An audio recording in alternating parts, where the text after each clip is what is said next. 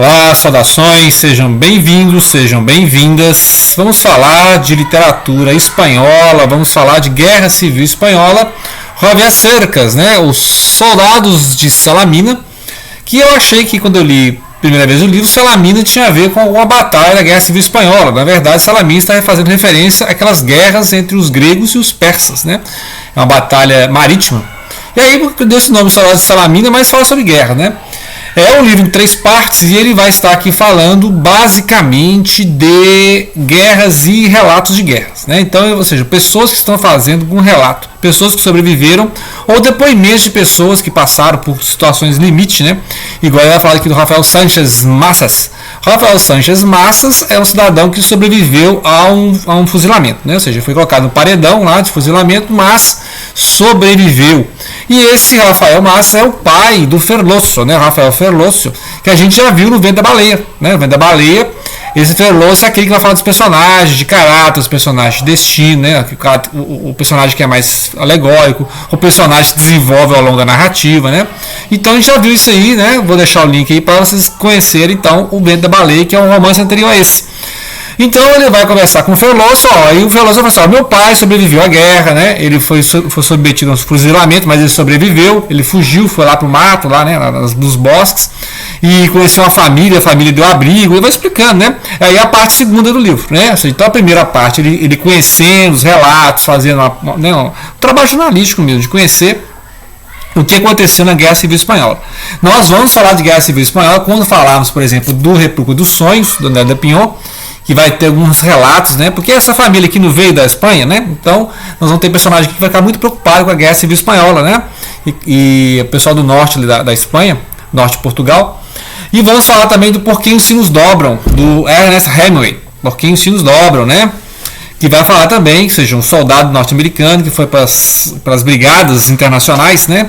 Pessoal lá, não só comunista, né? Que tem muito comunista também, mas o pessoal que era republicano, né? Então o que foi a Guerra Civil Espanhola? A Guerra Civil Espanhola foi um momento, mais um embate entre os liberais e conservadores, mais um embate entre os monarquistas e os republicanos, e neste período o que aconteceu? Houve uma república, né? A implantação de uma república lá na Espanha, e os monárquicos não aceitaram, né? Então essa república tinha o apoio, por exemplo, dos democratas, dos republicanos, dos socialistas, enquanto que os monarquistas tinham apoio dos conservadores, né, do pessoal da direita católica, né, os militares que se rebelaram. Então os militares se rebelaram e deram um golpe na república, né? Lá no meio estava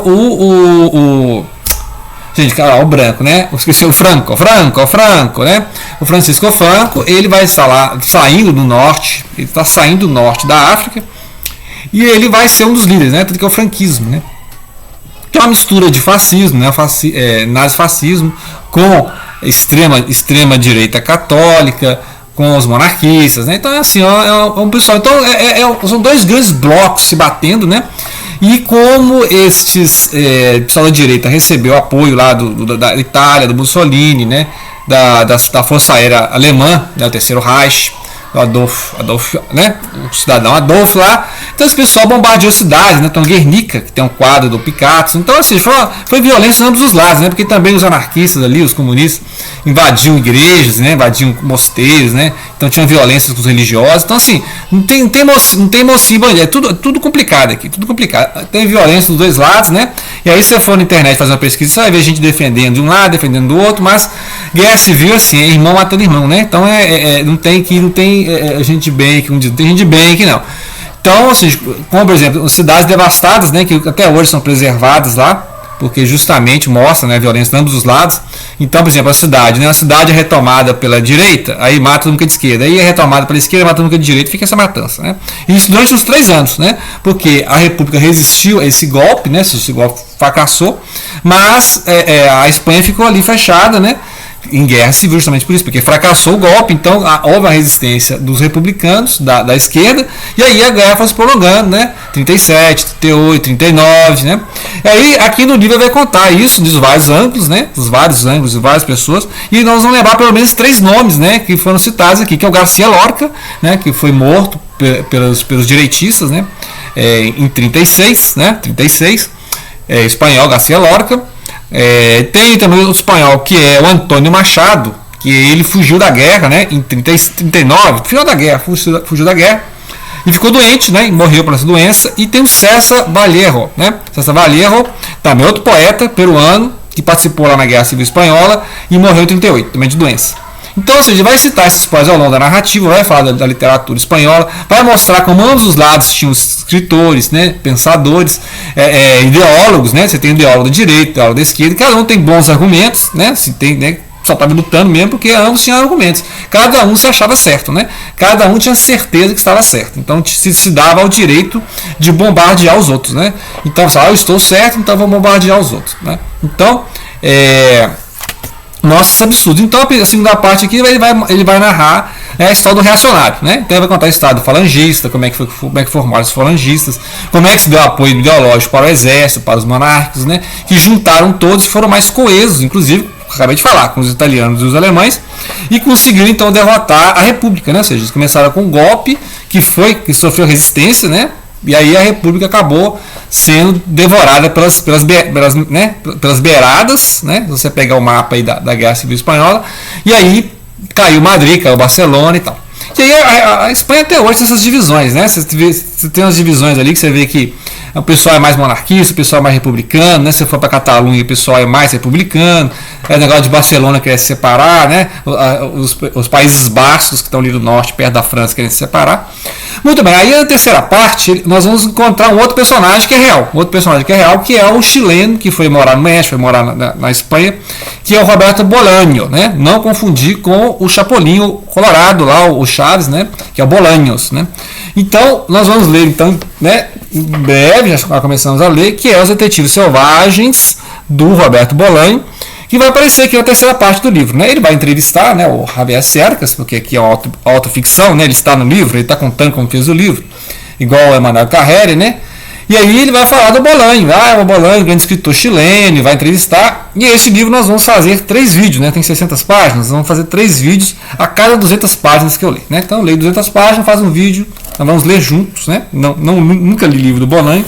Tem o famoso 2666 ou 2666, né? Que é o famosíssimo, né? Acho que o último livro que ele escreveu.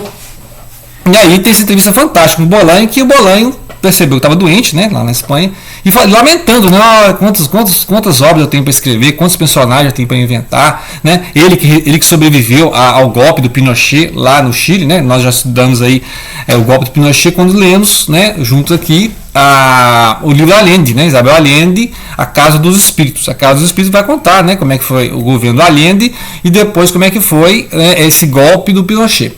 E aí ele vai sobreviver esse golpe, vai estar nas prisões, né? Depois vai migrar, vai passar para o México, vai falar sobre o problema no México, depois ele vai para a Espanha, né? Então, ou seja, é uma vida toda tribulada, né? Passou todos os problemas, então o Bolaño, ele merece aqui um capítulo à parte, né? Então fica aí o livro, né? Um livro puxa outro, né? Sempre assim, você está lendo um livro, você puxa outro. E aí, para quem não conhece Bolaño, então vamos aguardar para a gente ler com calma. Aqui o Bolaño aparece e o Bolaño fala de um outro cidadão, né? Fala um tal de Miralles, né? Um outro cidadão, Antoni Miralles, que ele participou do lado republicano, sobreviveu à guerra civil, é bem interessante. E ele foi depois para a Legião Estrangeira e foi lutar com as tropas francesas contra os alemães lá na África, né? E depois na Europa. Agora é interessante, por que o Javier Cercas está incluindo esses personagens no final da história?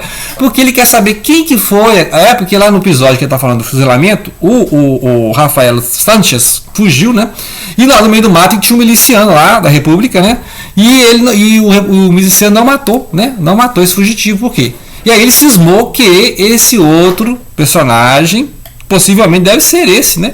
Por que não? Esse republicano que salvou a vida lá do Sanchez, né? Porque poderia ter dado um tiro, podia ter alertado as tropas, né? Porque o Sanchez estava fugindo, né? O Sanchez é um falangista, imagina. Mas aí tá essa ideia, é muita coincidência, né? Será que justamente esse, né? Já é um velho de 80 anos, não quer mais falar do passado, né? Porque ele estava falando do passado lá bebendo, né? Junto com o Bolaño, né?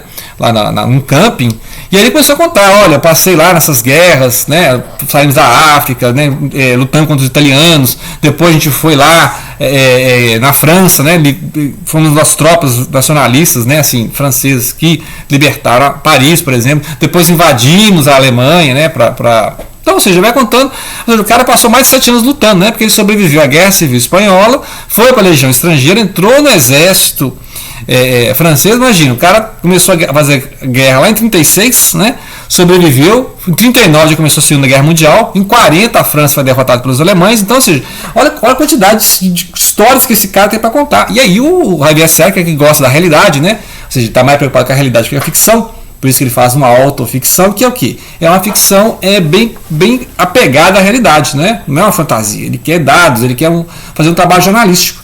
Então o que ele faz? Ele vai lá tentar entrevistar o cara, fica horas na agenda tentando achar o número do cara, encontrar onde ele está, se ele está vivo. Encontra um senhor de idade, 80 anos, né? Que nem quer mais falar do passado. Não quero saber desse não, né? Então é interessante como é que essas questões de misturar ficção com realidade, né? Então, a gente sabe que o Bolanho existe, né? Possivelmente realmente o Bolanho contou essa história. Inclusive o Bolanho faz altas considerações sobre heroísmo, né?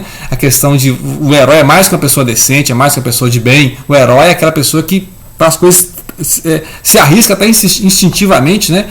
Para salvar alguém, né? Então mostra alguns relatos aqui de pessoas que salvam pessoas assim aleatoriamente, né? Então a casa pegando fogo e o cidadão vai lá, invade a casa lá e ajuda a família, né? O bombeiro, nem bombeiro tinha coragem de entrar na casa em chamas, e o cidadão foi lá e entrou e salvou a família das chamas, né? Então assim, o herói, e acabou morrendo lá no incêndio. Então o que é o herói? O herói é esse impulso, né? O impulso de altruísmo mesmo, né? O herói não é só uma decência, ele está disposto até a se perder, mas ele fazer essa ação. Então ele achou, eu tenho que ajudar essa família, então não importa se eu vou morrer, né? Então essas ideias de herói, então o tempo todo a história é isso, né? Ou seja, ambos os lados têm os seus heróis, ou seja, a direita tem os seus heróis, os conservadores têm os seus heróis, a esquerda tem os seus heróis, né? A gente já viu os livros que o George Orwell escreveu sobre a guerra, né? Nós vamos ler o do Hemingway também. Tem lá os anarquistas, tem os seus heróis, os socialistas têm seus heróis, os comunistas têm seus heróis, os conservadores têm seus heróis. Todo mundo tem essas pessoas que estão dispostas a dar a vida pela causa, né? E aí tem que ver quem é que tem razão na causa, né? Então a guerra é meio complicada, assim, né? São várias engrenagens, né? E você começa uma guerra, você não sabe terminar, porque são várias coisas acontecendo, né? São várias pessoas jogadas nessa engrenagem da guerra, né? E aí a pessoa tem que tomar atitude. Eu vou atirar ou não vou atirar? Eu vou fuzilar ou não vou fuzilar, né? Eu vou deixar viver ou não? Então, todos os personagens são colocados em momentos chaves, né? Tem que decidir de que lado vai estar, né? E se você está lutando por uma boa causa, você não pode praticar um crime, né? Justificando. Então, o cara de direita acha uma boa causa, vai matar, vai fazer, né, barbárie, né? Por causa da boa causa dele. E mesmo a esquerda, né?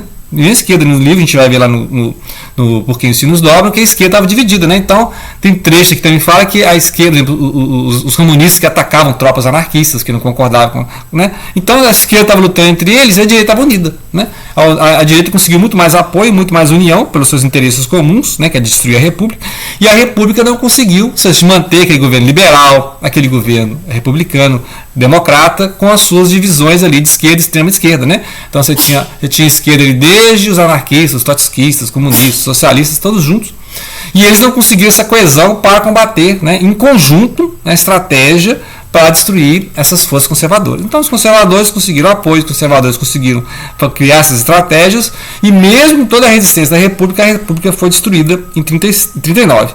E aí foi um avanço do nazifascismo, né? Porque aí teve a Guerra Mundial, a França foi derrubada em 40, e aí os Estados Unidos entrou na guerra em 42, né?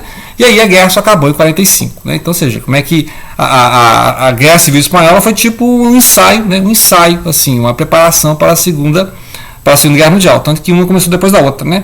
E aí a gente tem personagens aqui que participaram de vários momentos históricos, e o papel aqui do Javier Cercas é justamente pegar esses personagens e desenvolver esses personagens que são baseados em fatos reais e extrair o melhor de cada um deles, né? Ou seja, fazer a obra de arte que é o livro, né? Então ele coloca esses personagens de ambos os lados, né?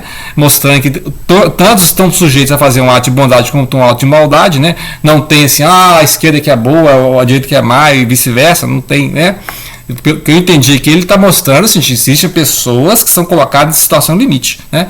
Então não é questão ideológica, né? Ou seja, de que lado você está, é questão de você vai ser coerente com seus ideais, ou em nome dos seus ideais vale tudo, vale inclusive a barbárie, né? Então é isso que está falando aqui, ok? Então fica a dica de leitura e vamos ler outros livros, né? Referentes a este, que estavam citados aqui. E quando tiver mais novidades, vamos, né? Do Javier Séricas ou da autoficção, com certeza vamos fazer vídeo, ok? Então, grato pela atenção e não deixem de compartilhar.